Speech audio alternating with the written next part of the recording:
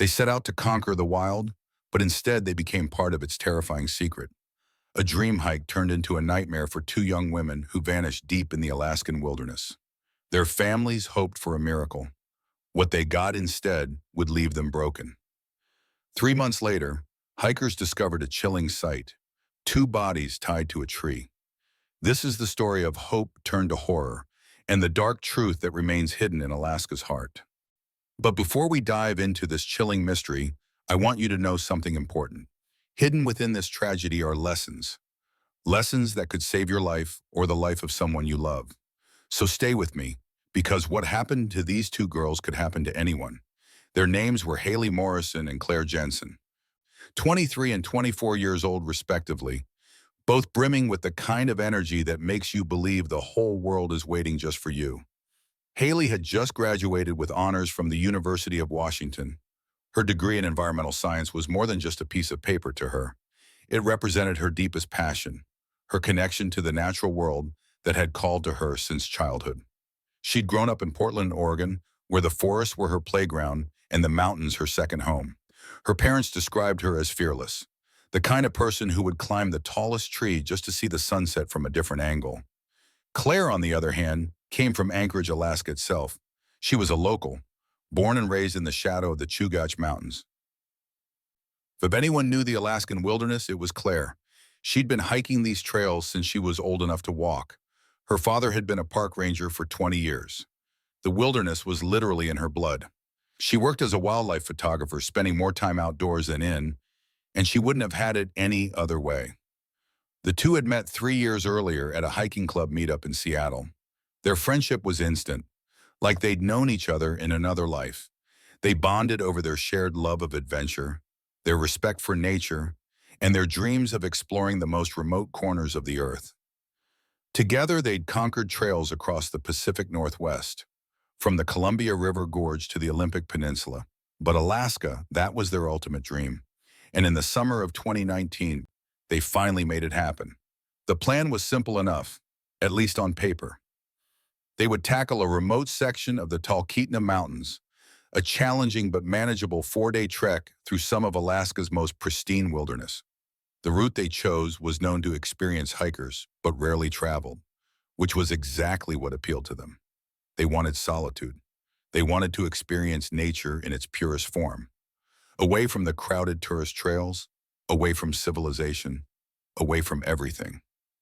Just them and the wild. For weeks, they prepared meticulously. Haley created detailed spreadsheets of their gear, every item accounted for, every scenario planned for. They had GPS devices, paper maps, compasses, emergency beacons, first aid kits, bear spray, waterproof matches, emergency shelters, enough food for 6 days instead of 4. They weren't taking any chances. Claire used her local knowledge to plan their route down to the smallest detail. Water sources, elevation changes, potential camping spots, weather patterns. She'd even consulted with her father, who'd given them his blessing with just one condition: check in every day, no exceptions. They promised they would. On the morning of July 15th, 2019, they set out from the trailhead just outside Talkeetna. The weather was perfect: clear skies, mild temperatures, barely a breeze. Haley posted a photo on Instagram that morning, both girls grinning at the camera, their backpacks loaded, the mountains rising majestically behind them. The caption read, "Adventure awaits, 4 days of pure wilderness magic. See you on the other side." Her mother would later say that photo captured everything beautiful about Haley: the joy, the excitement, the absolute confidence in her abilities. It would be the last photo anyone would see of them alive. But here's what makes this story different from your typical missing persons case. What we're about to uncover isn't just a mystery, it's a masterclass in how quickly things can go wrong, even for the most prepared among us. And buried in this tragedy are lessons so crucial that everyone needs to hear them. So hit that like button if you're ready to uncover the truth and learn something that could save a life someday. Because trust me, by the end of this story, you'll never look at wilderness adventures the same way again. The first day went exactly as planned. They covered 12 miles through dense forest and across alpine meadows that looked like they'd been painted by an artist. That evening, right on schedule, Claire sent a satellite text message to her father. Day one complete, making great time. Weather perfect, spirits high. We'll check in tomorrow same time. Her father replied with a thumbs up emoji and a simple message. Proud of you girls, stay safe. The second day brought more stunning scenery. Crystal clear lakes reflecting the mountain peaks. Wildlife sightings that took their breath away. They spotted a family of bears in the distance. Far enough to be safe, but close enough to appreciate. Claire's photographer instincts kicked in, and she spent 20 minutes capturing shots that she knew would be portfolio-worthy. That evening's check-in came through right on time again. Day 2 in the books. Saw bears today. Safely. Everything going perfectly. Tomorrow we climb to the ridge. Claire's father replied, beautiful shots you sent. Your mom says hi. Check in tomorrow. But tomorrow's check-in never came. When July 17th arrived and sunset passed without any word from the girls, Claire's father wasn't immediately worried. Satellite communications can be unreliable in mountainous terrain. He knew that better than anyone. Sometimes messages get delayed, sometimes devices malfunction. He sent a message asking them to confirm they were okay. No response. He waited another hour and sent another message. Still nothing. By nightfall, the worry that had been sitting quietly in his gut began to grow into something more urgent. He called Haley's parents in Portland. Had they heard anything? They hadn't, but they weren't too concerned yet either. The girls were experienced. They were prepared. They probably just had a technical issue, but Claire's father couldn't shake the feeling that something was wrong. He'd been a ranger for 2 decades, Sam. He'd seen what the wilderness could do. He knew that experienced hikers could get into trouble just as easily as novices, sometimes more easily because they took bigger risks. By midnight, he made the decision to contact Alaska State Troopers. Now here's where the story takes its first dark turn. Because in missing persons cases, especially in wilderness areas, time is everything. Every hour that passes reduces the chances of a successful rescue. And in Alaska, where the wilderness can swallow people whole, every minute counts.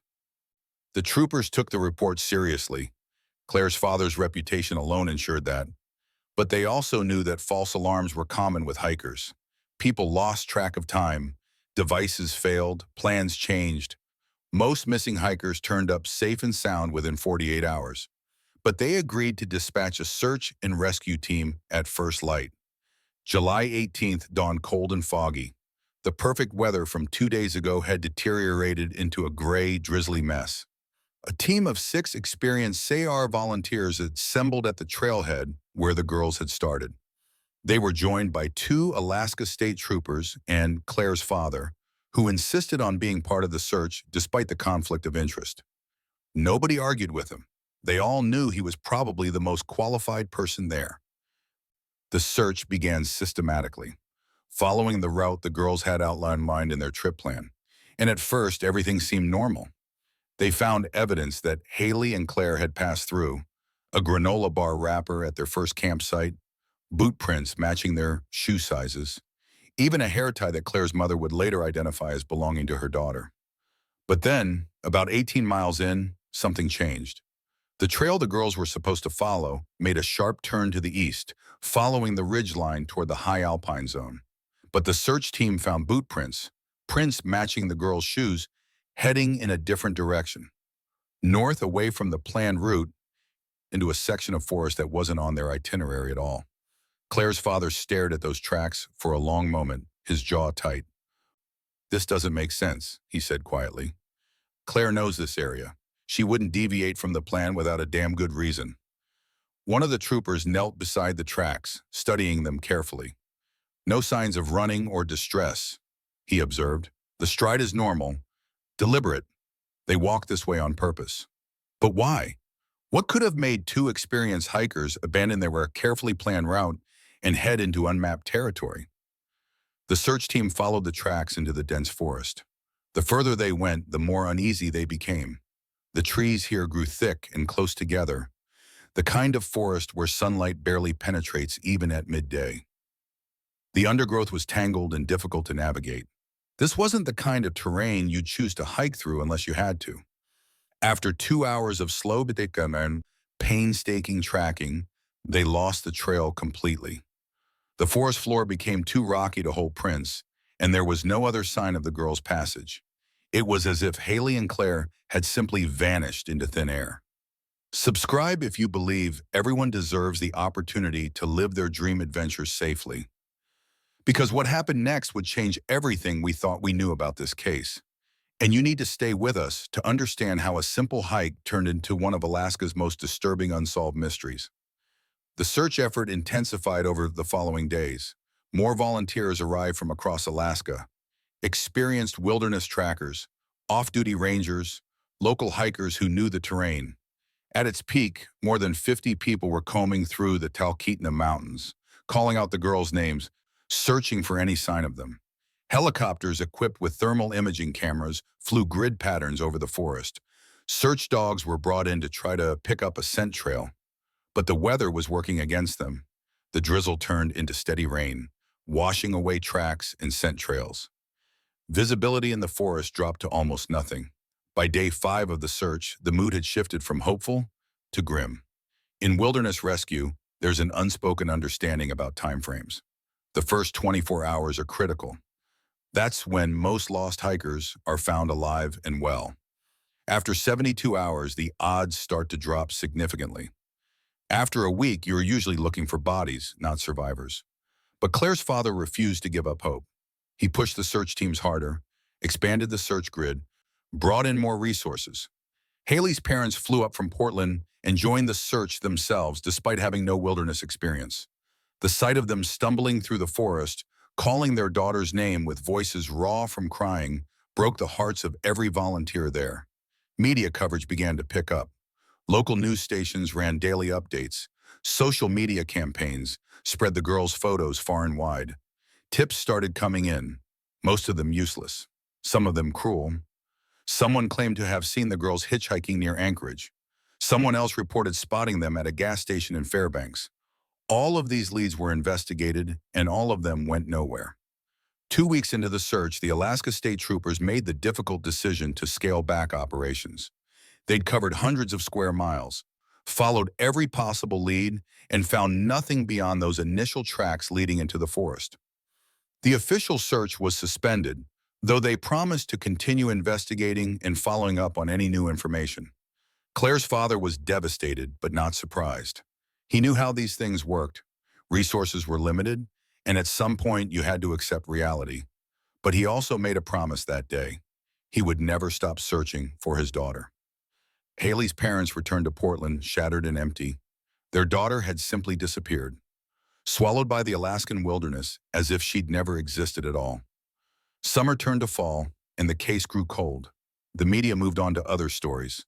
The volunteers went back to their regular lives.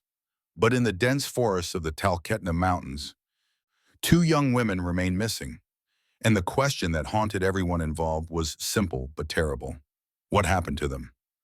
September arrived, bringing with it the first hints of the brutal Alaskan winter to come. The temperatures dropped, the days grew shorter, and the Talkeetna Mountains prepared for the long, dark months ahead. Most hikers had abandoned the trails by now. The risk of early snowstorms and rapidly changing conditions made autumn hiking treacherous. But there are always a few die-hard adventurers who want to experience the wilderness in its quieter seasons. On September 23, 2019, 3 experienced hikers, 2 men and a woman, set out on a day hike through a section of forest several miles north of where Haley and Claire had disappeared. They weren't looking for the missing girls. They weren't even thinking about that case anymore. It had faded from the headlines weeks ago. They were just looking for a peaceful day in nature before winter closed in.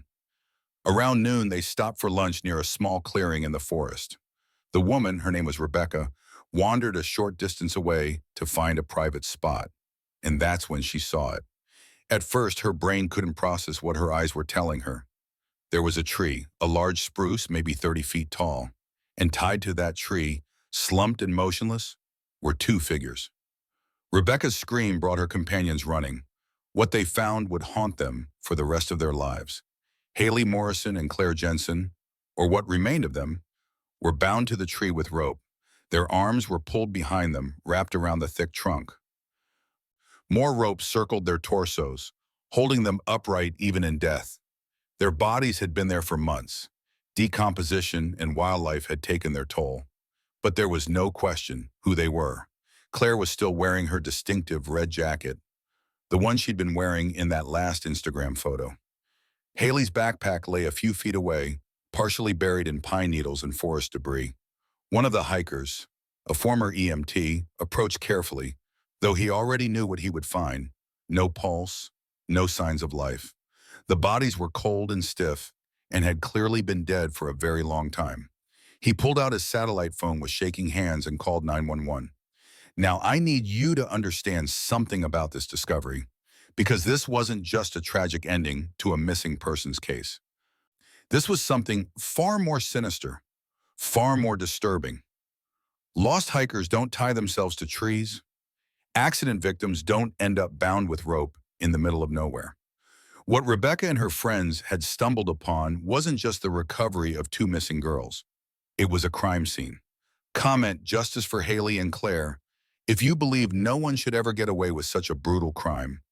Because what investigators discovered in the hours and days that followed would transform this from a search and rescue operation into one of the most complex and troubling murder investigations in Alaskan history. Within 2 hours of that 911 call, the clearing was swarming with law enforcement.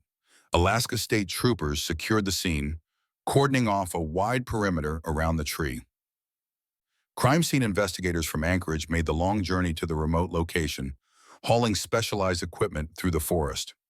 The medical examiner arrived by helicopter, landing in a nearby meadow and hiking in with the evidence collection team. And Claire's father, the ranger who had never stopped searching, stood at the perimeter of the crime scene tape, staring at the red jacket he'd bought his daughter for Christmas 3 years ago. He didn't cry. He didn't break down. He just stood there perfectly still, as if all the life had drained out of him in that single moment. Because finding your daughter's body is one kind of nightmare. Finding her murdered and left tied to a tree is something else entirely. The crime scene investigation took 3 full days. Every inch of the clearing was photographed, measured, and documented. The rope binding the girls to the tree was carefully cut and preserved as evidence. Their clothing was cataloged and collected. The area was searched with metal detectors, ground-penetrating radar, and cadaver dogs trained to find even the smallest traces of human remains or evidence. And slowly, piece by terrible piece, a picture began to emerge of what had happened in this quiet clearing in the Alaskan wilderness. The medical examiner's preliminary findings were disturbing. Both girls had been dead for approximately 10 to 12 weeks, consistent with the timeline of their disappearance in mid-July. Cause of death was difficult to determine due to the advanced state of decomposition, but there were clear signs of trauma. Both bodies showed evidence of ligature marks, not just from the ropes binding them to the tree, but additional marks on their wrists and ankles. They'd been restrained before they died. There were also signs of blunt force trauma, fractures to the ribs and skull that occurred peri-mortem, meaning around the time of death.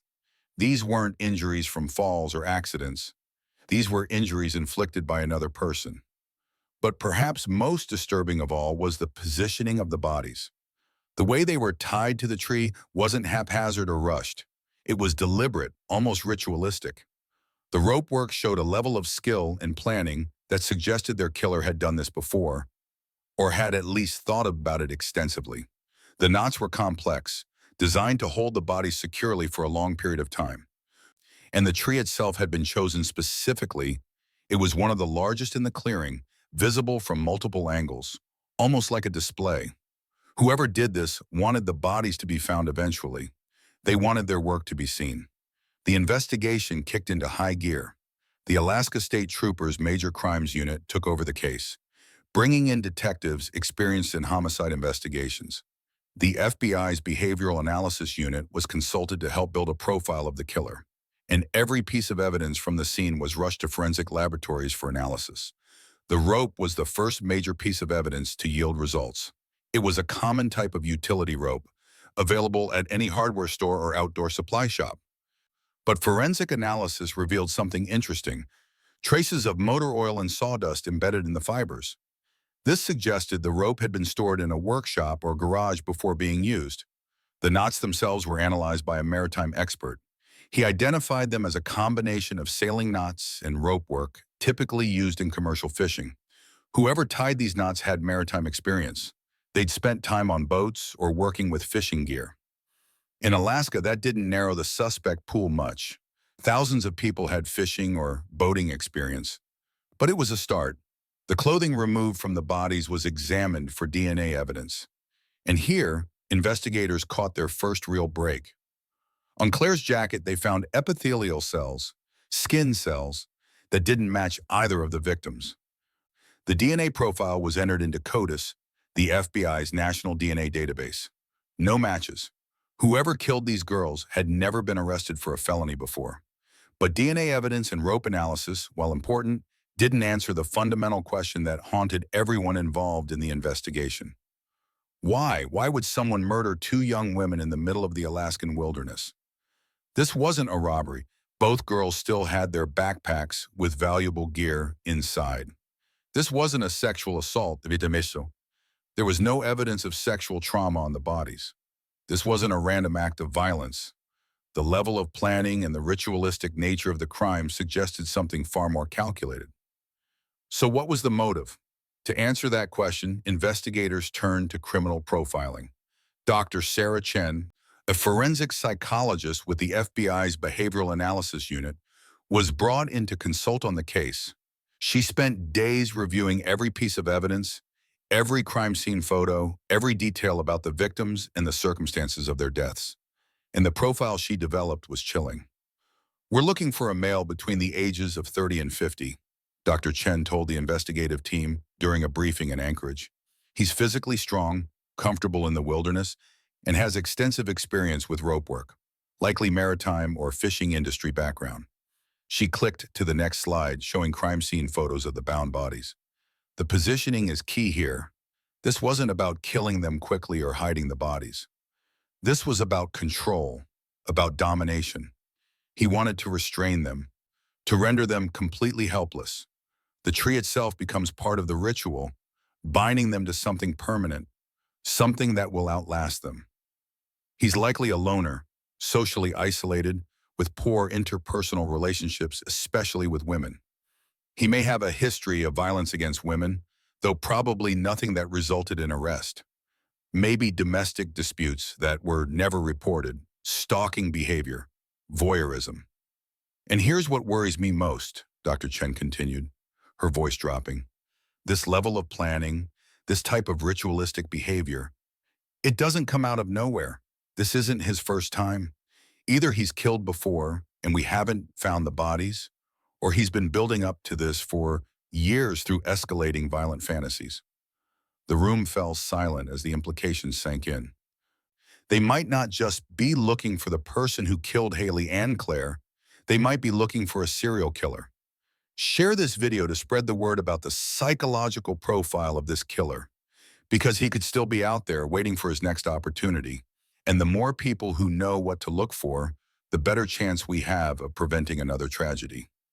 The investigation now had a profile, DNA evidence, and a general suspect description. But in a state as vast and sparsely populated as Alaska, that still left thousands of potential suspects. The investigative team decided to start with the basics. Who was in the area when the girls disappeared? They pulled permits for all hikers, hunters, and campers who had checked in with rangers in the Talkeetna area during July 2019. They reviewed flight logs from all the small plane services that operated in the region. They interviewed employees at every outdoor supply store, gas station, and hotel within a 100-mile radius. And slowly they began to build a list of persons of interest. The first was a man named Derek Hutchinson, 42 years old, a commercial fisherman who lived in a cabin about 30 miles from where the bodies were found. Derek had a history of domestic violence. His ex-wife had filed 3 restraining orders against him over the years, though none had resulted in criminal charges. He matched the physical profile: strong, wilderness experienced, with extensive rope work skills from his years on fishing boats. But when detectives interviewed him, his alibi was airtight. He'd been on a fishing vessel in the Bering Sea during the entire month of July, with multiple witnesses and ship logs to prove it. He couldn't have been anywhere near the Talkeetna Mountains when the girls disappeared. Next was Thomas Webb, 37, a hunting guide who worked in the area. Thomas had been flagged because he'd been involved in a violent altercation at a bar in Talkeetna just 2 weeks before the girls vanished. He'd assaulted another patron, a woman, after she rejected his advances. The charges had been dropped when the victim moved out of state, but it showed a pattern of violence against women. Detectives brought Thomas in for questioning. He was hostile and uncooperative from the start, refusing to answer questions without a lawyer present. But his lawyer eventually negotiated a deal. Thomas would provide a DNA sample and submit to a polygraph in exchange for immunity from prosecution for the bar fight. The DNA didn't match, and while the polygraph showed some deception, it wasn't conclusive enough to warrant further investigation without additional evidence. Thomas remained a person of interest, but they didn't have enough to charge him. Over the following months, the investigation followed dozens of similar leads.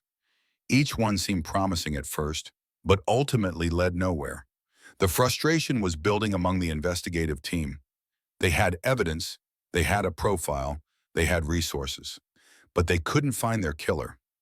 Claire's father attended every briefing, read every report, pushed for every possible lead to be followed. The investigation had become his entire life. He'd taken a leave of absence from his ranger job to focus on finding his daughter's killer. Haley's parents, devastated and exhausted, had returned to Portland. But they called the lead detective every single day, asking for updates, begging for progress. The pressure was immense, and then 6 months after the bodies were discovered, the investigation hit a wall. They'd exhausted their most promising leads. The DNA evidence hadn't matched anyone in the databases. The physical evidence from the scene had been analyzed and reanalyzed with no new insights. The case was going cold. But cold cases have a way of heating up again when you least expect it. In March of 20, a new piece of evidence emerged that would crack the investigation wide open. A hunter named Michael Parsons was cleaning out his storage unit in Wasilla, about 60 miles south of where the girls had been found. In the back of the unit, behind boxes of old camping gear, he found a coil of rope. It was the same type of utility rope that had been used to bind Haley and Claire to the tree. Michael thought nothing of it at first. Rope was rope. But then he noticed something odd. The rope had dark stains on it, and when he looked closer, he realized it looked like dried blood. Michael remembered the news coverage from the previous year about the 2 murdered hikers. He remembered the police asking the public to report anything suspicious, any unusual evidence. And with a sinking feeling in his stomach, he called the Alaska State Troopers. The rope was rushed to the forensic lab for analysis. The stains tested positive for human blood, and DNA analysis revealed something shocking. The blood belonged to Claire Jensen. This wasn't just similar rope. This was rope that had been in direct contact with one of the victims. Now investigators had a critical question. How did this rope end up in a storage unit in Wasilla? Michael Parsons was immediately brought in for questioning. He was terrified, convinced he was about to be arrested for murder. But his story checked out quickly. The storage unit wasn't his. He'd purchased its contents at an auction 3 months earlier. The previous owner had abandoned the unit after failing to pay rent for 6 months. Under Alaska law, the storage facility had the right to auction off the contents. Michael had bought the unit sight unseen for $300, hoping to find valuable items he could resell. The rope had been in there when he bought it. So the question became, who was the previous owner of the storage unit? The storage facility provided records showing the unit had been rented to a man named Jacob Matthews, 44 years old, worked as a boat mechanic at a marina in Wasilla. No criminal record, no prior contact with law enforcement. On paper, he was completely unremarkable. But when detectives started digging into Jacob's background, red flags began to emerge. He'd grown up in rural Alaska, the son of a commercial fisherman. Rope work and maritime skills were second nature to him. He was socially isolated, Coworkers described him as quiet, awkward, someone who kept to himself. He'd never married, had no long-term relationships that anyone knew about. And most importantly, he had access to a vehicle and regularly took solo trips into the wilderness. His employer confirmed that Jacob had taken 2 weeks of vacation in mid-July 2019, right when Haley and Claire had disappeared. Jacob had told his boss he was going camping in the Talkeetna area. The pieces were starting to fit together. Detectives obtained a search warrant for Jacob's residence, a small, rundown cabin on the outskirts of Wasilla. What they found inside would turn their suspicions into certainty. Jacob Matthews' cabin was a glimpse into a deeply disturbed mind.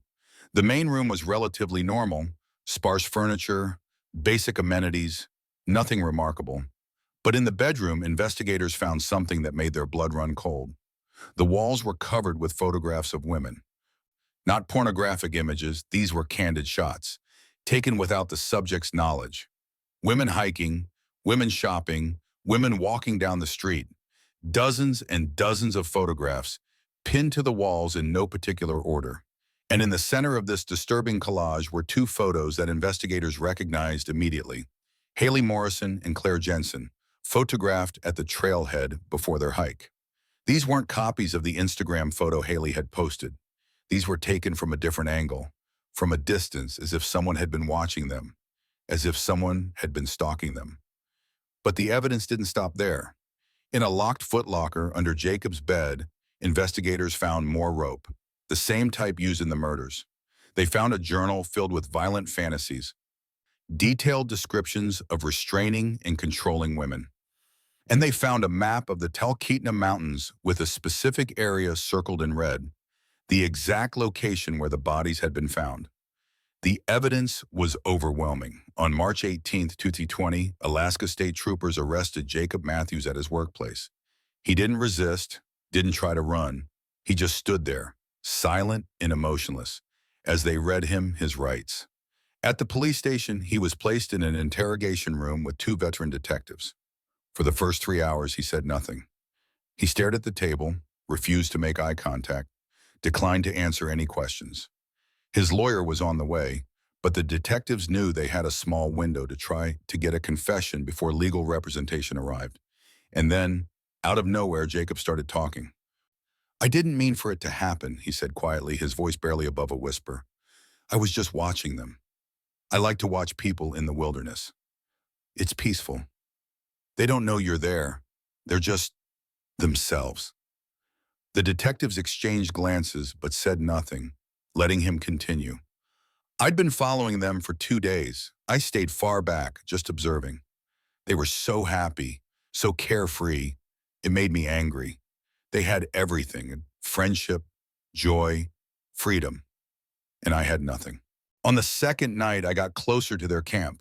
I was just going to watch them sleep, that's all. But Claire woke up.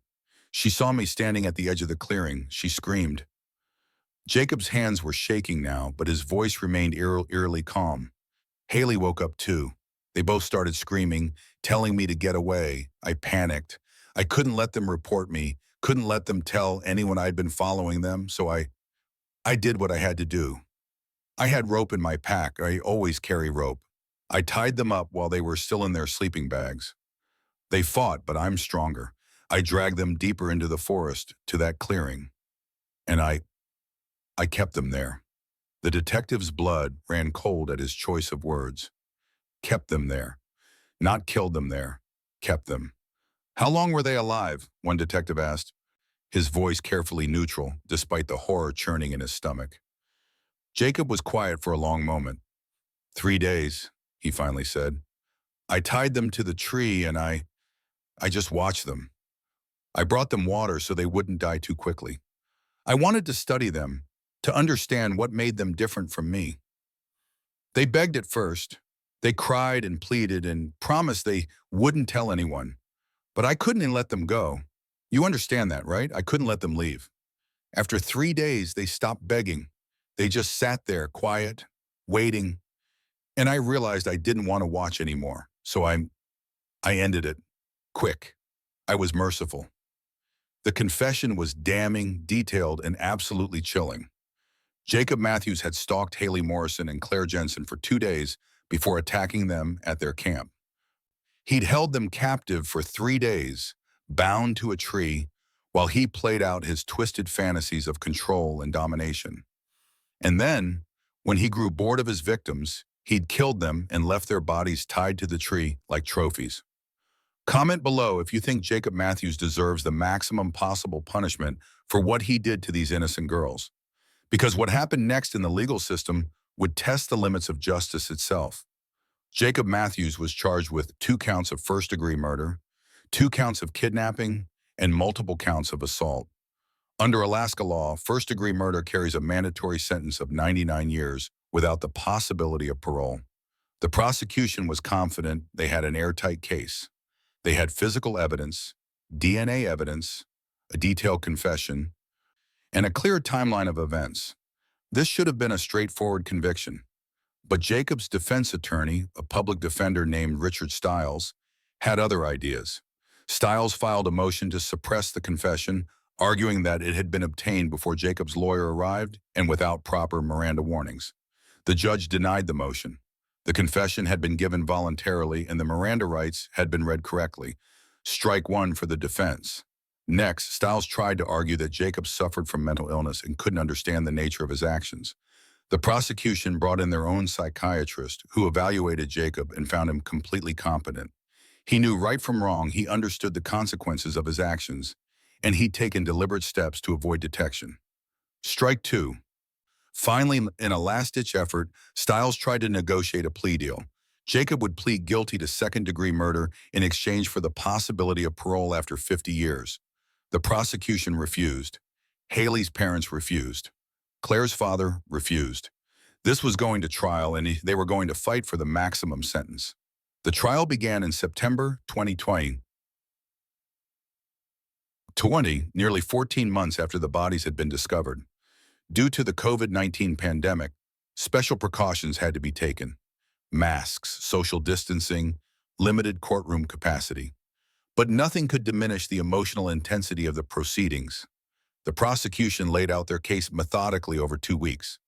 They presented the physical evidence, the rope, the DNA, the photographs from Jacob's cabin. They walked the jury through the timeline of the girls' disappearance and the discovery of their bodies. They showed crime scene photos that made several jurors visibly ill. The medical examiner testified about the injuries the girls had sustained, the ligature marks that showed prolonged restraint, the evidence that they'd been kept alive for days before being killed. Most devastating of all was the testimony from the families. Claire's father took the stand and described his daughter, her love of the wilderness, her skill as a photographer, her kindness and courage. His voice broke when he talked about searching for her, about the moment he learned her body had been found. "My daughter trusted the wilderness," he said, tears streaming down his face. "She respected it, understood it better than most people ever will. But she never imagined that the real danger wasn't from bears or weather or getting lost. The real danger was from someone like him." He pointed at Jacob Matthews, who sat emotionless at the defense table. He took everything from her, from us. And for what? Because he wanted to feel powerful? Because he enjoyed watching people suffer? There's no punishment severe enough for what he did. Haley's mother testified next, her grief still raw and overwhelming. She told the jury about the last conversation she'd had with her daughter before the hike. Haley had been so excited, so full of life. "She called me the night before they left," Haley's mother said. "She was talking so fast, listing everything she was going to see, all the photos she was going to take. She told me she loved me and she'd call me when she got back. And I never heard her voice again." The courtroom was silent except for the sound of people crying. The defense had almost nothing to work with. They couldn't dispute the evidence. They couldn't challenge the confession. All they could do was try to humanize Jacob Matthews, to make the jury see him as a troubled person rather than a monster. Stiles called a childhood friend who testified that Jacob had been bullied as a kid, that he'd struggled to fit in. He called a psychologist who talked about antisocial personality disorder and how it could develop from childhood trauma. He tried to paint a picture of someone who was sick, not evil, But when the prosecution cross-examined these witnesses, they demolished the defense's narrative. Yes, Jacob had been bullied, but so had millions of other people who didn't become murderers. Yes, he had psychological issues, but he'd been deemed competent and had clearly known that what he was doing was wrong. The prosecution's closing argument was delivered by Assistant District Attorney Maria Gonzalez, a 15-year veteran known for her skill in homicide cases. Jacob Matthews is not a victim, she told the jury.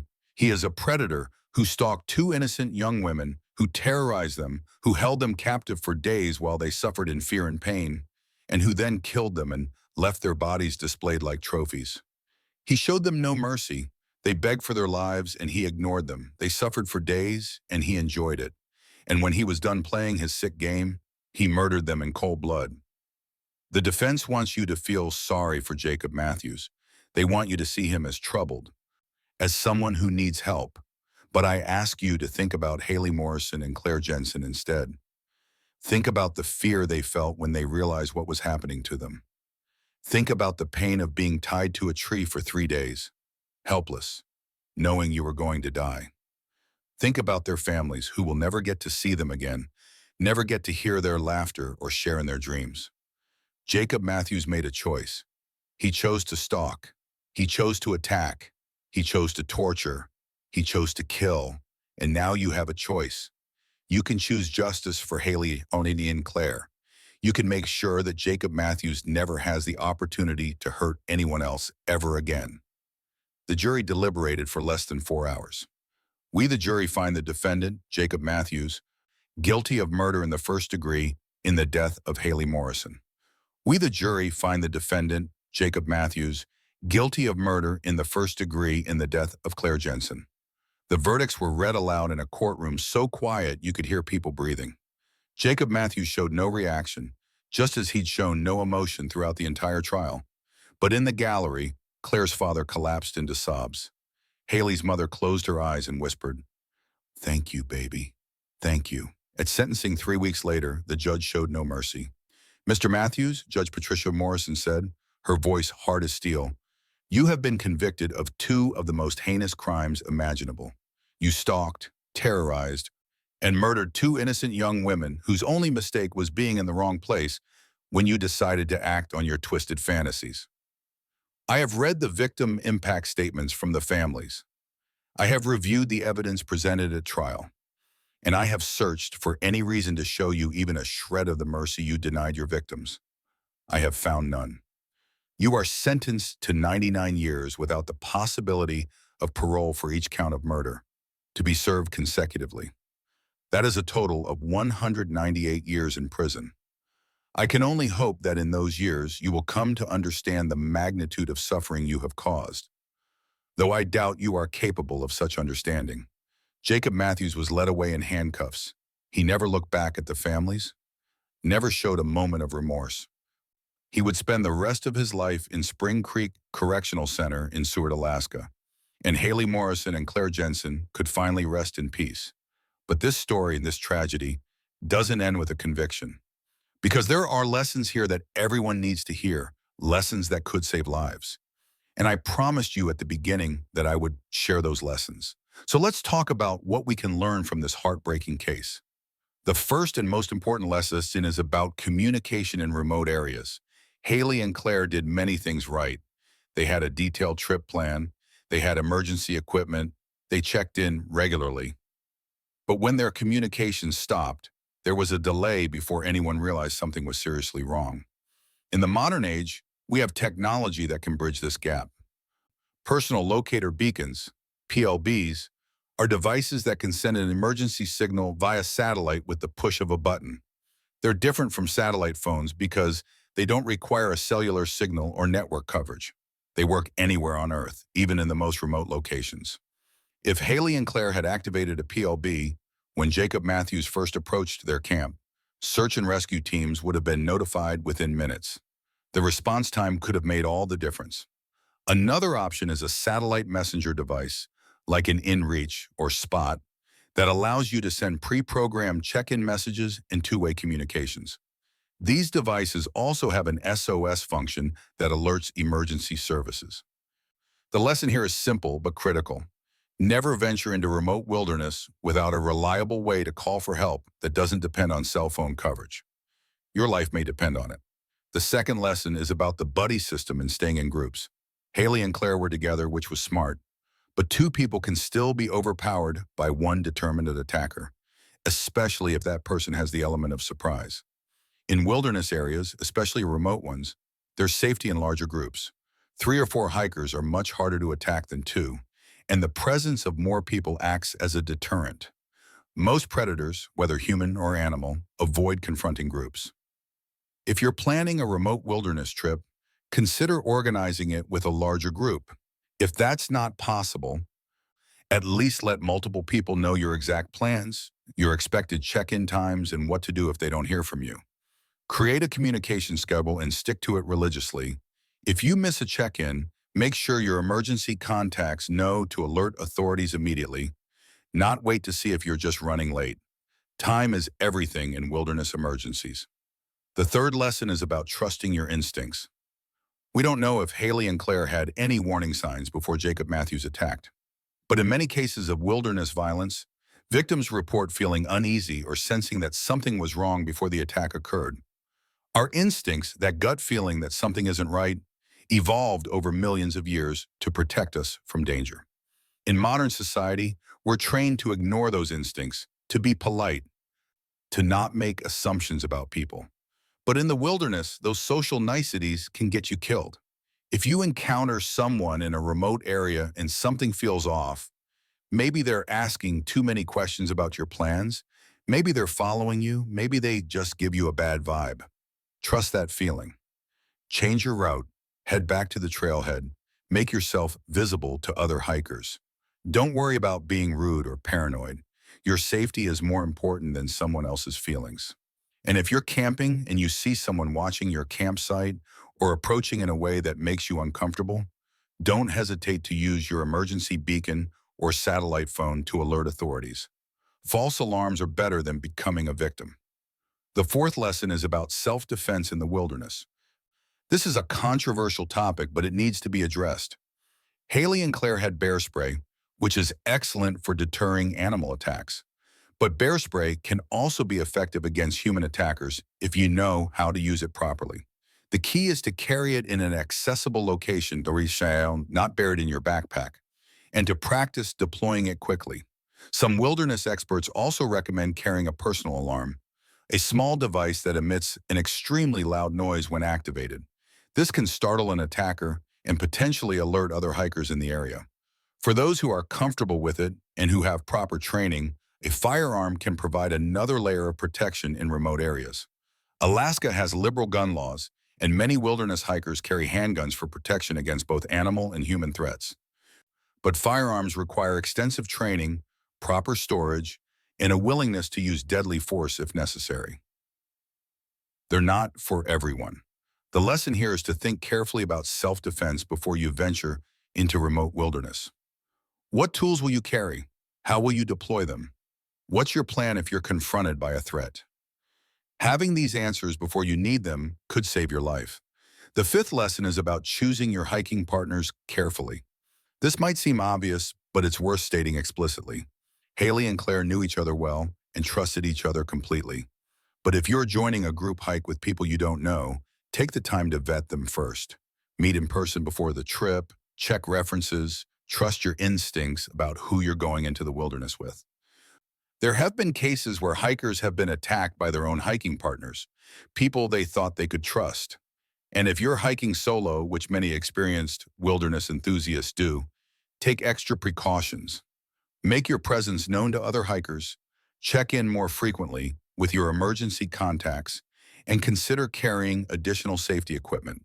Solo hiking can be incredibly rewarding, but it also comes with increased risks that need to be managed carefully.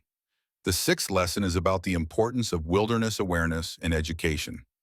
Many people venture into remote areas without fully understanding the risks they're taking on. They focus on the obvious dangers, wildlife, weather, getting lost, but they don't consider the human element. The reality is that predators, both animal and human, are drawn to remote wilderness areas because they offer isolation and reduced chances of being caught. Before you plan a wilderness trip, research the area thoroughly. Are there any reports of suspicious activity or violent crimes? Have there been other disappearances or attacks? What's the history of the area? Talk to local rangers and wilderness experts about safety concerns specific to that region. And educate yourself about the psychology of predators. Understand that most violent criminals in wilderness settings are opportunistic. They look for vulnerable targets who are alone, distracted, or unprepared. By being aware, staying alert, and projecting confidence, you reduce your appeal as a target. The seventh and final lesson is about the importance of speaking up when you see something suspicious. Michael Parsons, the man who bought the storage unit, could have easily dismissed that rope with blood on it.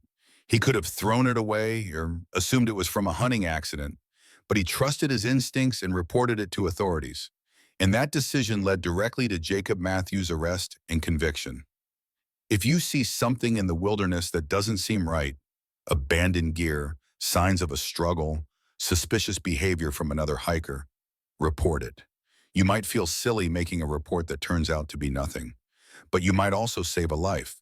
Claire's father has become an advocate for wilderness safety since his daughter's death. He gives talks at hiking clubs and outdoor organizations, sharing these lessons and urging people to take wilderness safety seriously. My daughter was prepared, he tells audiences. She had the gear, the experience, the knowledge, but she didn't account for human evil. None of us want to believe that someone would hurt us in a place as beautiful as the wilderness, but we have to be realistic. We have to be prepared for all threats, not just the obvious ones. Haley Morrison and Claire Jensen were talented, adventurous young women who loved the wilderness and wanted to experience its beauty. They deserved to come home safe from their adventure. They deserved to have long, full lives ahead of them. Instead, they encountered a predator who saw them as objects to control and dominate, and they paid for that encounter with their lives.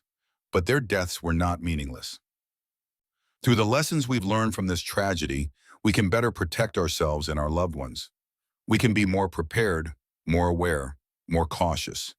We can make sure that the wilderness remains a place of wonder and beauty, not a hunting ground for those who wish to do harm. If you're planning a wilderness adventure, please take these lessons to heart. Invest in proper communication equipment. Hike with a group when possible. Trust your instincts. Be prepared to defend yourself. Choose your hiking partners carefully. Educate yourself about the risks. And speak up when something doesn't seem right. These simple steps could be the difference between coming home safe and becoming another tragic statistic. As for Jacob Matthews, he remains in prison, where he will spend the rest of his natural life. He's given no interviews, made no statements, shown no remorse for his actions. The families of Haley and Claire have found some measure of peace in knowing that he can never hurt anyone else. But the pain of their loss remains, a wound that will never fully heal. Claire's father still hikes the Alaskan wilderness, though he says it's different now. I see the same mountains, the same forests, the same beauty that Claire loved, he explains. But I also see the dangers more clearly now. I see the dark places where evil can hide. And I carry her with me on every trail, remembering her love for this wild place while also honoring her memory by being as safe as I can be. Haley's parents established a scholarship in their daughter's name at the University of Washington. It's awarded annually to a student studying environmental science who demonstrates a passion for wilderness conservation. Haley believed that wild places needed to be protected and preserved, her mother says.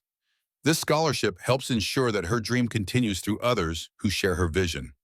Both families have become advocates for improved wilderness safety education and for better resources for search and rescue operations in remote areas. They want to make sure that no other family has to endure what they've endured. This case remains one of the most disturbing and heartbreaking in Alaskan history. It serves as a stark reminder that while the wilderness is beautiful and awe-inspiring, it can also be dangerous in ways we don't always anticipate. The natural hazards, the weather, the wildlife, the terrain are challenges that experienced hikers can prepare for and overcome. But the human threat is harder to predict and defend against. Jacob Matthews was a predator who specifically targeted the wilderness, because he knew it would give him the isolation and opportunity he needed to act on his violent fantasies. Haley and Claire couldn't have known that someone was stalking them, watching them, waiting for his chance to attack. They did everything right, and it still wasn't enough. That's the hardest lesson of all, that sometimes even when you're prepared and careful, bad things can still happen. But that doesn't mean we give up on wilderness adventure. It means we adapt, we learn, we become smarter about how we approach these experiences. The wilderness belongs to all of us, to those who love and respect it. We can't let the actions of one monster take that away. If you've stayed with me through this entire story, I want to thank you. I know it's been difficult to hear, painful to process, but these stories need to be told. Haley Morrison and Claire Jensen deserve to be remembered for who they were: vibrant, adventurous young women who loved life and loved nature. Not just as victims, but as people with hopes and dreams and futures that were stolen from them. And by learning from their tragedy, by taking the lessons of this case seriously, we honor their memory in a meaningful way. We make the wilderness a little bit safer for everyone who ventures into it. So please share this video with anyone you know who loves hiking, camping, or wilderness adventure. Share the lessons, share the safety tips, share the reality that we all need to be more prepared and more aware. Subscribe to this channel if you want to hear more true crime stories with real lessons that can help keep you safe. Leave a comment telling me what you think about this case, what lessons resonated with you, or share your own experiences with wilderness safety. And hit that like button if you believe that Haley and Claire's story deserves to be heard and remembered. Together, we can make a difference. Together, we can help prevent another tragedy like this from happening. Thank you for listening. Thank you for caring. And please stay safe out there. The wilderness is beautiful, but it demands our respect and our caution. Never forget that. Before I go, I want to leave you with one final thought. Claire Jensen loved to photograph the wilderness at sunrise. She said that early morning light revealed things that you couldn't see at any other time of day: colors, textures, details that were hidden in the harsher light of midday. Her father found one of her cameras in the evidence that was returned to the family after the trial. On that camera were the last photos Claire ever took. Images from the morning before she and Haley were attacked. Golden light filtering through ancient spruce trees. Mist rising from a crystal-clear lake. A family of ptarmigan crossing a meadow. The photos were breathtaking, a testament to Claire's talent and her deep connection to the natural world. Her father had them printed and framed, and they hang in his home now. He says they remind him that even in the darkest moments, there is still beauty. Even when evil touches the wilderness itself remains pure and magnificent. Claire saw the world the way it should be, he says, full of wonder, full of beauty, full of light. And that's how I choose to remember her. Not bound to a tree in a dark forest, but free and joyful, camera in hand, capturing the beauty she loves so much. That's the legacy Haley Morrison and Claire Jensen left behind. Not fear, not trauma, not a reason to stay home and never venture into wild places, but a reminder to appreciate the beauty of nature while respecting its dangers, to seek adventure while being prepared for the unexpected, to live fully while staying vigilant, and to never take a single moment for granted, because life is precious and fragile and can be stolen away in an instant. Rest in peace, Haley and Claire. You deserve so much better. But your story will continue to echo through the wilderness you loved, a warning and a tribute, a tragedy and a lesson. You will not be forgotten. This has been the story of two girls who vanished in the Alaskan forest and the man who took them from this world. Thank you for watching. Stay safe and never stop exploring the beauty around you. Just do it wisely, do it carefully, and do it with the lessons of this story in your heart. Until next time.